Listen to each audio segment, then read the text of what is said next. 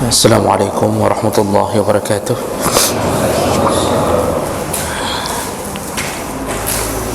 Alhamdulillahirabbil alamin. Wa bihi nasta'in ala umuri dunya waddin. Asyhadu an la ilaha illallah wahdahu la syarika lah.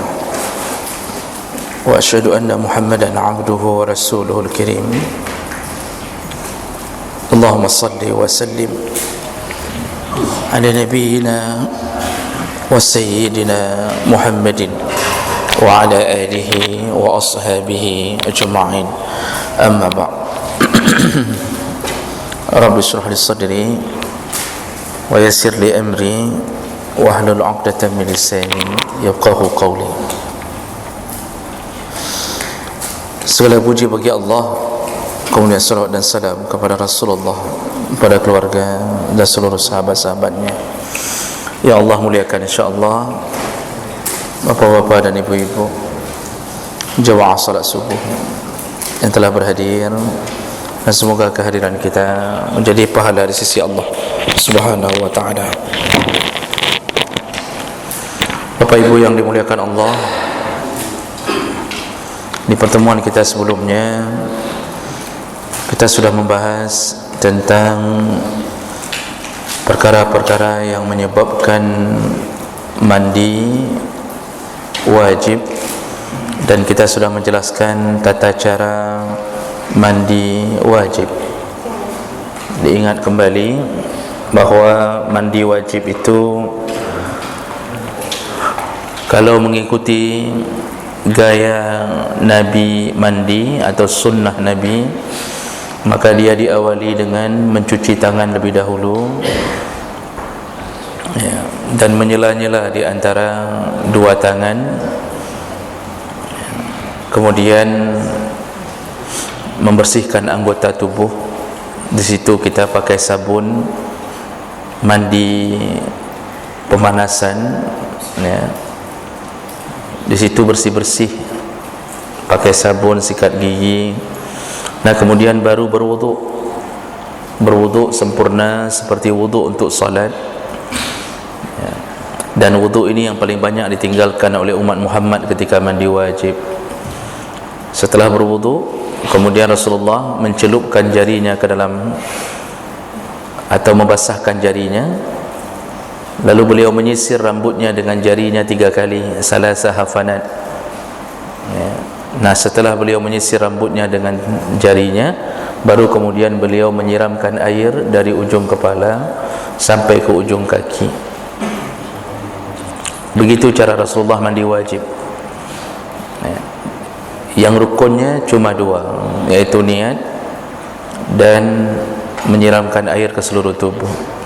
Artinya mandi wajibnya kita selama ini, kalau hanya langsung menyiramkan air dengan niat yang dijatuhkan ketika air pertama sekali jatuh di atas kepala, mandi wajibnya sudah sah, cuma tidak sempurna, tidak mengikuti gaya Nabi mandi. Dan mandi wajib ini berlaku untuk yang hidup atau yang mati. Maka cara memandikan jenazah sebenarnya ya juga begitu, ya. Jenazah itu dalam kitab disuruh wudukkan lebih dahulu baru dimandikan, begitu. Jadi baru diniatkan mandinya, sama seperti mandi junub. Nah, ada orang yang hari ini maksa, ya, artinya mungkin tidak baca kitab tapi merasa baca kitab, lalu mengakhirkan wuduk pada waktu mandi jenazah. Padahal mandi jenazah itu sama dengan mandi junub, sama-sama mandi wajib. Bukankah kita waktu belajar penyebab mandi wajib salah satunya kematian?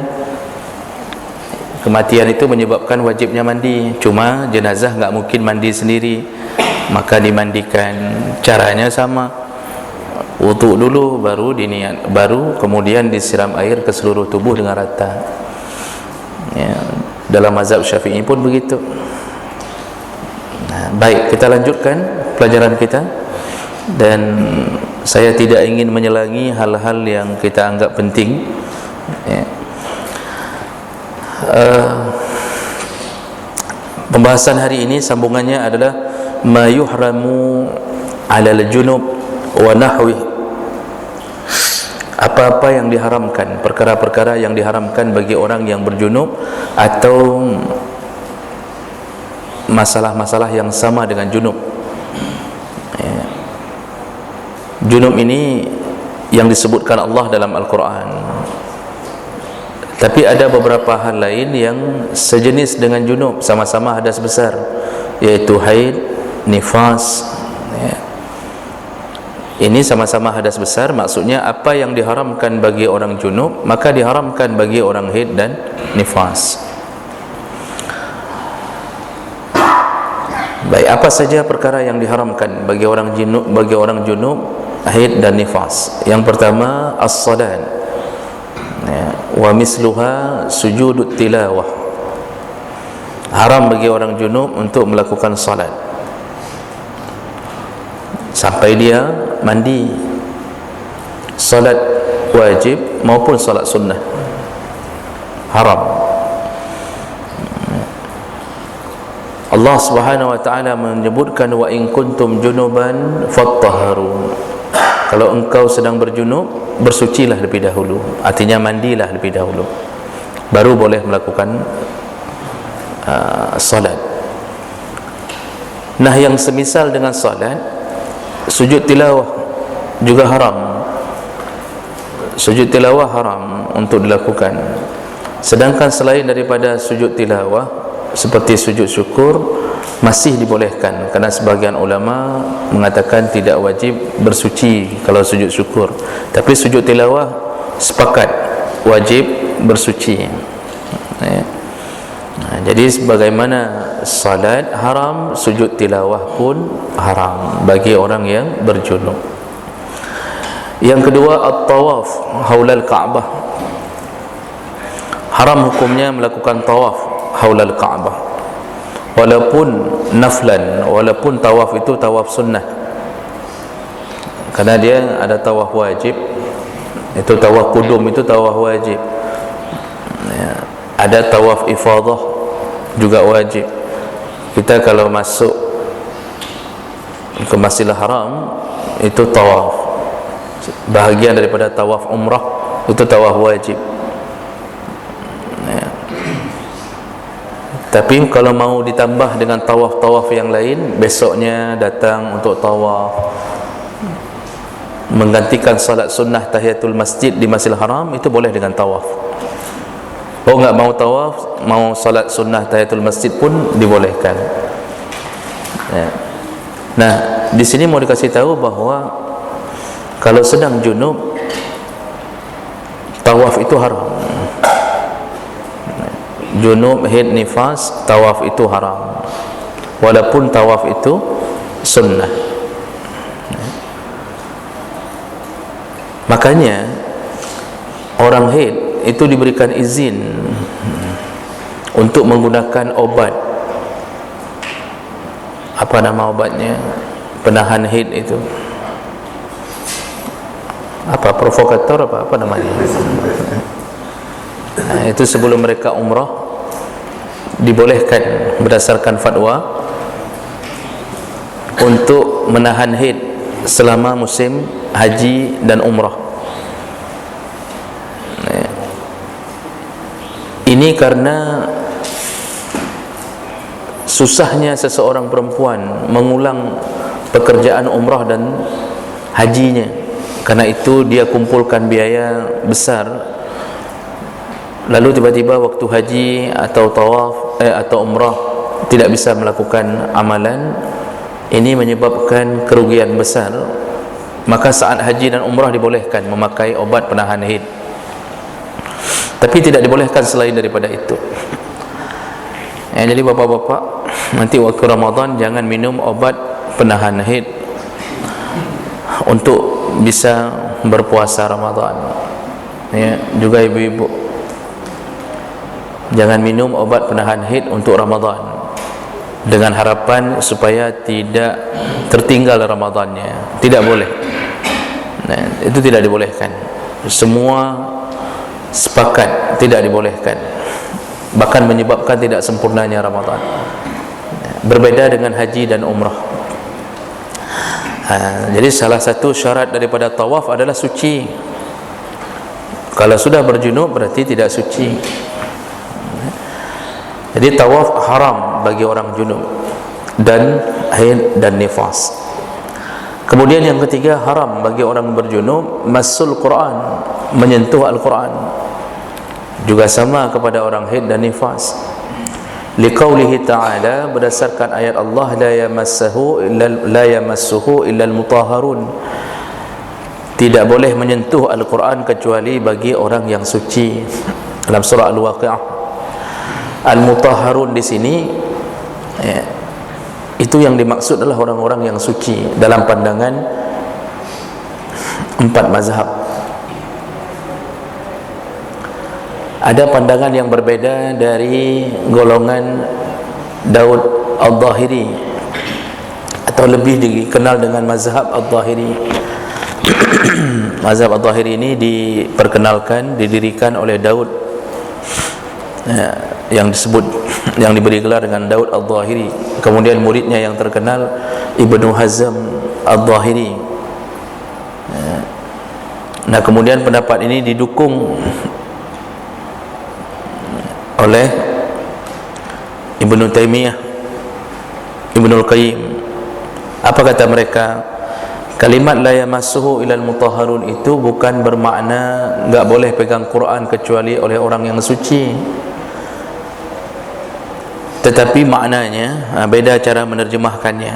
Maknanya, Quran itu tidak bisa disentuh kecuali oleh makhluk yang suci. Jadi mutahharun di sisi mereka maksudnya adalah malaikat. Makhluk yang suci itu maksudnya malaikat. Tapi 4 mazhab menerjemahkan tidak boleh menyentuh Al-Quran kecuali orang-orang yang bersuci. Jadi wudu, kalau hadas kecil wudu, kalau hadas besar wajib mandi, baru boleh pegang Quran. Tapi kelompok Zahiri tadi, kelompok yang mengatakan tentang dibolehkan memegang Quran walaupun tidak suci, itu beda cara. Yang menyebabkan bedanya hasil ijtihad, berbeda cara memahami maksud Allah. Jadi cara mereka memahami maksud Allah,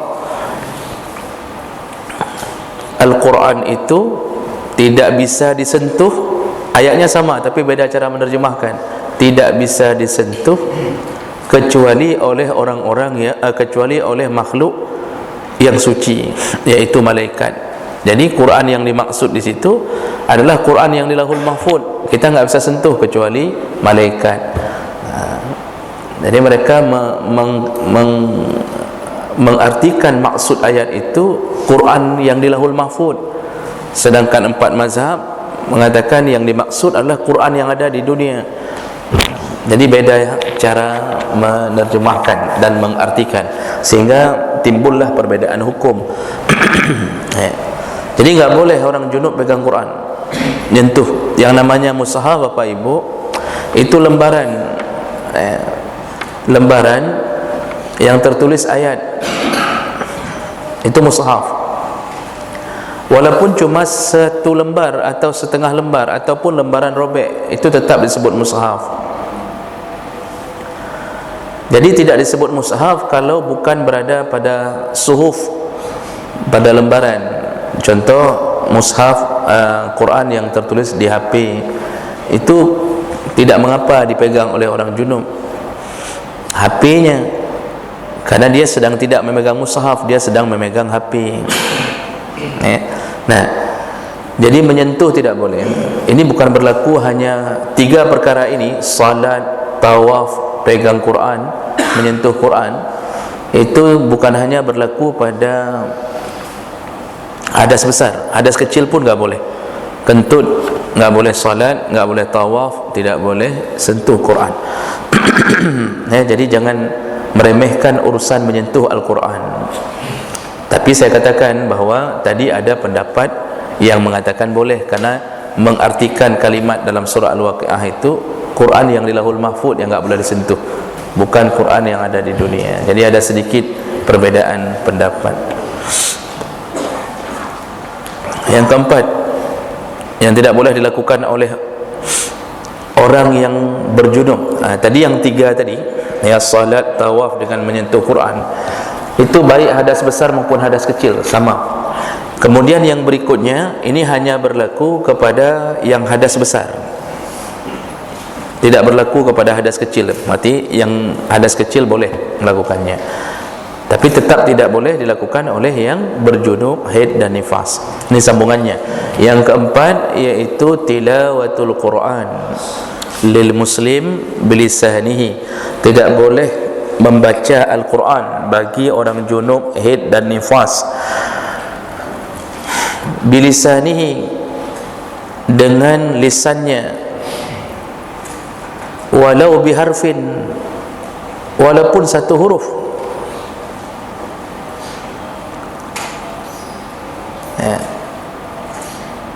Kalau yang dia baca biqasdil qiraah, kalau dia ada tujuan sengaja ingin membaca Al-Quran walaupun satu huruf, kalau ada tujuan ingin membaca Al-Quran yang berada di atas mushaf, itu terlarang. Dan ini dikuatkan dalam mazhab Hanafi dan Syafi'i. Kalau sudah junub, ada keinginan membaca Al-Quran, keinginannya membaca Al-Quran tetap terlarang.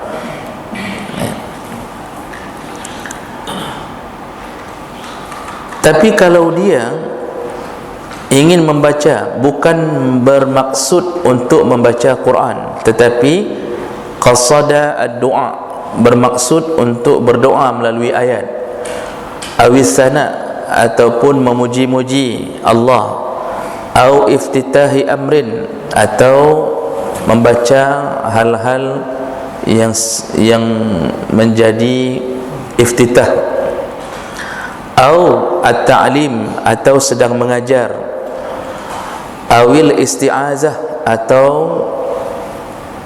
berta'awuz, memohon perlindungan Allah, awil azkar, atau membaca ayat-ayat yang sudah masuk ke zikir, fala yuhram, maka tidak diharamkan. Contohnya, ada orang membaca ayat Quran sedang junub, tetapi dia tidak berencana membaca, tapi yang dia inginkan adalah berdoa. Kebetulan ayat yang doa yang dia baca adalah bahagian potongan dari ayat Quran, maka itu tidak mengapa. Banyak sekali doa dalam Al-Quran yang sering kita baca, ya, Rabbana atina fid dunya hasanah wa fil akhirati hasanah wa qina azabannar, ya. Atau doa tadi yang dibaca oleh imam, Rabbana la tahmil alaina isran kama hamaltahu ala alladhina min qablina. Atau doa naik kenderaan, subhanalladzi sakhkhara lana hadha wa ma kunna lahu muqrinin wa inna ila rabbina lamunqalibun. Atau doanya Nabi Nuh ketika naik di atas bahtera, bismillahi majreha wa mursaha inna rabbi laghafurur rahim. Ini doa-doa ini jadi dibolehkan baca walaupun terambil dari ayat. Jadi masalah itu memang semuanya doa para nabi. Kalau punya doa yang baik dalam lisannya, Allah cantumkan di dalam Al-Quran doa-doa para nabi. Ada juga doa-doa yang langsung diajarkan oleh Allah. Nabi Nuh itu ketika naik bahtera, dia mengucapkan bismillahi majreha wa mursaha, ya.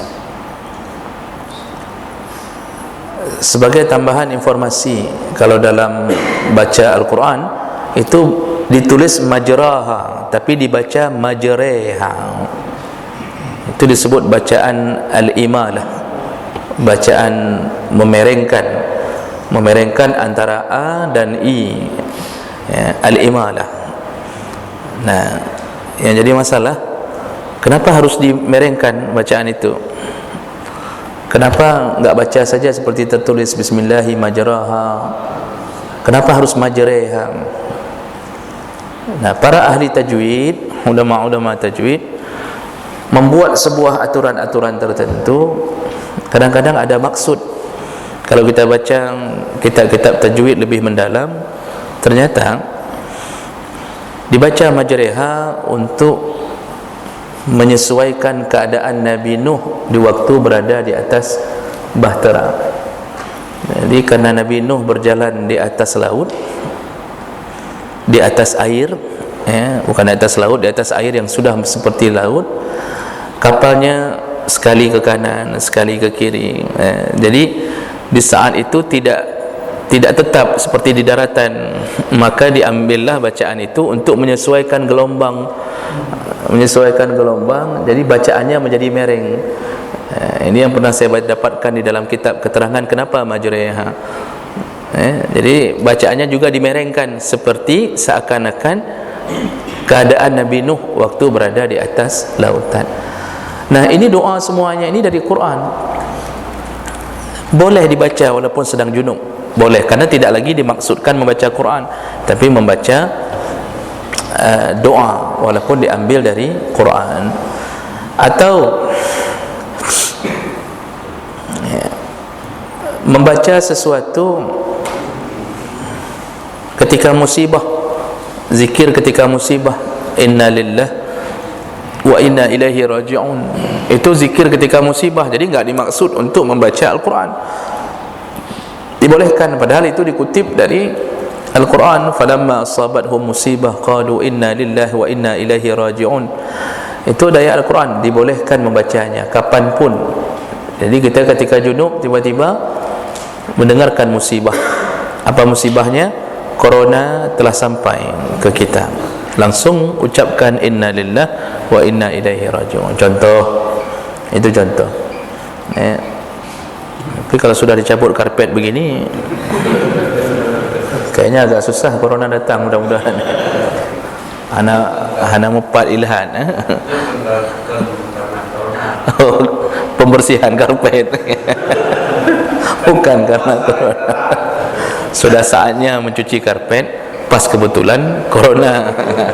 Jadi bukan karena corona. Baik. Nah, jadi ini dibolehkan. Atau zikir-zikir yang sudah menjadi bahagian ayat. Habis salat kita disuruh berzikir ayat kursi sekali. Kemudian qul Allahu ahad, qul a'udzu birabbil falaq, qul a'udzu birabbin nas. Itu semua jelas Al-Quran. Walaupun sedang junub, kalau mau berzikir dengan ayat kursi dibolehkan, mau berzikir dibolehkan. Jadi intinya yang dilarang yang mana? Yang berniat untuk sengaja membaca Quran bagi orang junub tidak dibolehkan. Bahkan dengan tegas disebutkan dalam mazhab Syafi'i dan Hanafi, walau li harfin, walaupun hanya dengan satu huruf. Kama la yuhramu iza jara al-Quran ala lisanihi bila qasdin, fa inna qasd al-Quran wahdahu aw ma'a zikr haram. Juga tidak diharamkan kalau tergelincir lidah terbaca ayat di tengah-tengah junub. Habis junub terpleset,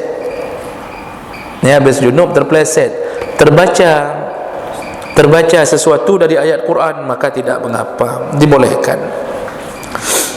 Wala tuhramul basmalah, juga tidak haram membaca bismillah, walhamdulillah, wal fatihah, wa ayatul kursi, wa suratul ikhlas biqasdi az-zikr, kalau tujuannya zikir. Sedang junub kita meru'yah orang, salah satu ayat ru'yah pengawalnya adalah Al-Fatihah. Al-Fatihah itu sangat ditakuti syaitan.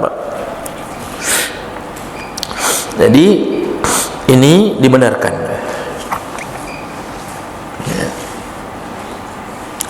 Berikutnya dalilnya. Ini dalil kenapa tidak dibolehkan membaca dari Al-Quran. Hadis Nabi riwayat Abu Dawud, Tirmizi, Rasulullah berkata, la yaqra'ul junub walal haid syai'an minal Quran. Orang junub dan haid tidak boleh membaca apapun dari Al-Quran. Tapi hadis ini khilaf, ada yang mengatakannya dhaif, tapi ada yang mengatakannya kuat. Wallahu a'lam. Ali bin Abi Talib juga pernah menyebutkan, kana Rasulullah yuqri'una al-Quran ala kulli hal. Rasulullah itu selalu membacakan untuk kami Al-Quran di setiap masa, setiap waktu. Malam yakun junuban, selama beliau tidak berjunub. Artinya ketika beliau sudah berjunub, beliau tidak lagi membaca Al-Quran.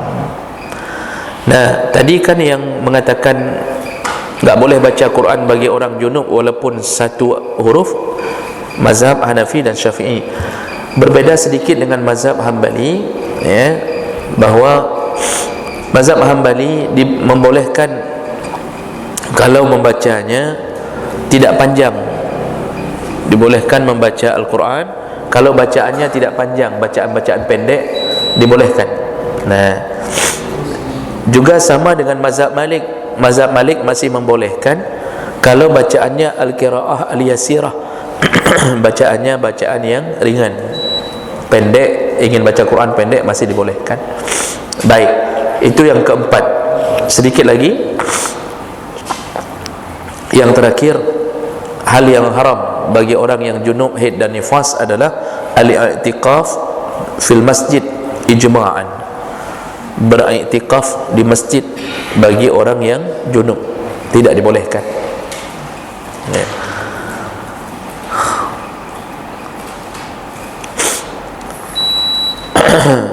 Dan ini kalau dalam pandangan mazhab Syafi'i dan Hambali menyebutkan orang junub itu tidak boleh masuk ke dalam masjid berdasarkan ayat Allah, illa abiri sabil, kecuali hanya numpang lewat. Numpang lewat mengambil sesuatu, dia sedang junub, mengambil sesuatu dari masjid, tidak duduk untuk i'tikaf, tidak duduk seperti ini, maka dibolehkan. Kalau orang junub tidak boleh i'tikaf. Tapi orang haid masih khilaf di antara para ulama. Kalau orang haid masih khilaf. Kalau orang junub sepakat, lebih sepakat untuk mengatakan tak boleh duduk dalam masjid. Orang haid khilaf, sebahagian mengatakan tidak boleh kecuali numpang lewat, sebahagian lain mengatakan boleh selama dia bisa menjaga kesucian masjid. Itu khilaf di antara para ulama. Tapi orang junub tak boleh duduk dalam masjid. Jadi yang boleh duduk di mana? Di luar masjid. Di luar masjid. Ini yang area masjid, yang disebut area masjid. Ini perlu dipahami dulu.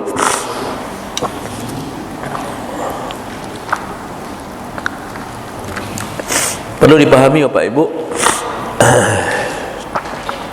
yang disebut area masjid yang tak boleh duduk itu di tempat yang didirikan solat.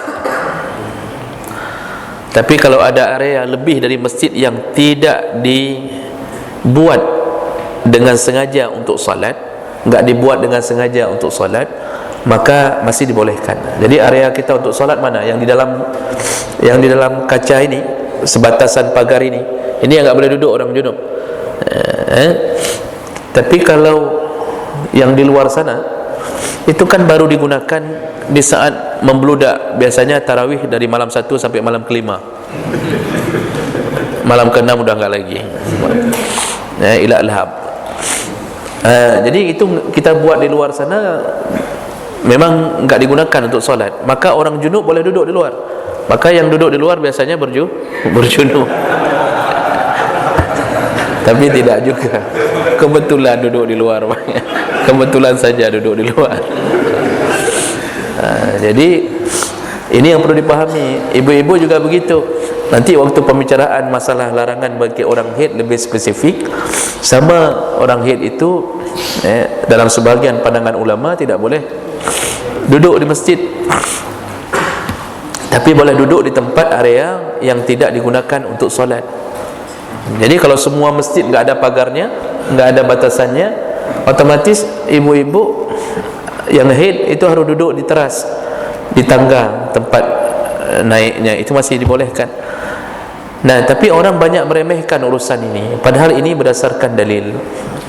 Allah yang menyebutkan jangan orang wala junuban illa abiri sabil, orang berjunub tidak boleh berdiam diri di masjid kecuali hanya numpang lewat. Numpang lewat ini pun dibantu dengan hadis Nabi. Pernah Nabi menyuruh mengambil kain kepada Aisyah. Kata Rasulullah, Aisyah tolong ambil kain itu di masjid. Rasulullah kan rumahnya samping masjid. Lalu Aisyah mengatakan, ya Rasulullah, aku sedang haid.